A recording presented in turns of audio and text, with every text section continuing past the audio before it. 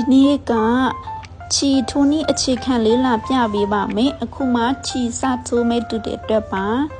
ဒါလေးကတော့ချီကင်နီးလေးပါဟန်နီကဒီလိုလေးကင်ပါတယ်အကူဒီလိုလေးကင်လိုက်ပါတယ်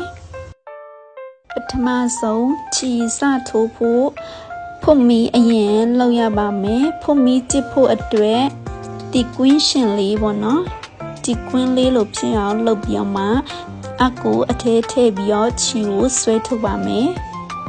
အဲ့လိုဆိုရင်ကွင်းရှင်လေးရပါပြီသူကကွင်းရှင်ဖြစ်လို့ပြန်ဖြုတ်လို့ရပါတယ်နော်ဒီလိုဆွဲဖြုတ်လို့ရပါတယ်ကွင်းလေးလို့ဖြစ်အောင်လုပ်ပြီးတော့မှအကူထိုးပြီးတော့မှချီကိုဆွဲထုတ်ပါမယ်ဖုန်မီစချစ်ပါမယ်နော်ဖုန်မီချစ်ဖို့ကအကူချီနောက်ကိုပို့ပြီးအောင်မှချီကိုဆွဲထုတ်လာမယ်ဒါကိုဖုန်မီလို့ခေါ်ပါတယ်ချိန်လို့လည်းခေါ်ပါတယ်ဖုန်မီလေးကြည့်ပြီးသွားပြီဆိုရင်တိုင်တိုလေးထိုးပါမယ်တိုင်တိုလေးထိုးဖို့အတွက်ကအခုချီထွက်နေတဲ့အပေါက်ကိုမထိုးဘဲနဲ့သူ့နောက်ကတပေါက်ကိုဒုတိယမြောက်အပေါက်ပေါ့နော်ဒီအပေါက်လေးမှာစထိုးပါမယ်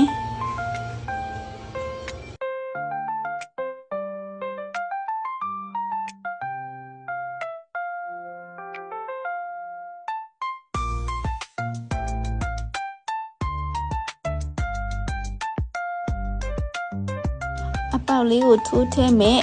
ချီဆွဲထုတ်လာမယ်ချီနှစ်ခုဖြစ်တာလေးကိုထပ်ဆွဲပြမှနှစ်ခုတစ်ခါလေးဆွဲထုတ်လိုက်ပါမယ်အဲ့အတိုင်းပဲကြစ်သွားပါမယ်အဲ့ဒါလေးကိုတိုင်တိုလို့ခေါ်ပါတယ် single crochet လေးပါအပေါက်လေးထိုးမဲ့ချီကိုဆွဲလာမယ်ချီနှစ်ခုဖြစ်နေတာလေးကိုတစ်ခါလေးထုတ်လိုက်ပါမယ်ဒါဆိုရင်တိုင်တိုလေးတစ်ကြောင်းပြီးသွားပါပြီနောက်တစ်တန်းတက်ဖို့အတွက်ချိန်တစ်ခု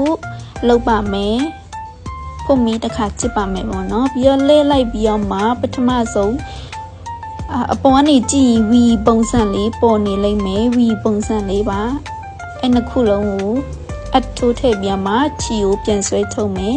နှစ်ခုဖြစ်နေတာလေးကိုတစ်ခါတည်းဆွဲထုတ်လိုက်ပါမယ်တိုင်တူပေါ်မှာတိုင်တူထိုးတာပါနော်အဲ့တိုင်းပဲဆက်ထိုးသွားပါမယ်အဆုံးထိထိုးသွားပါမယ်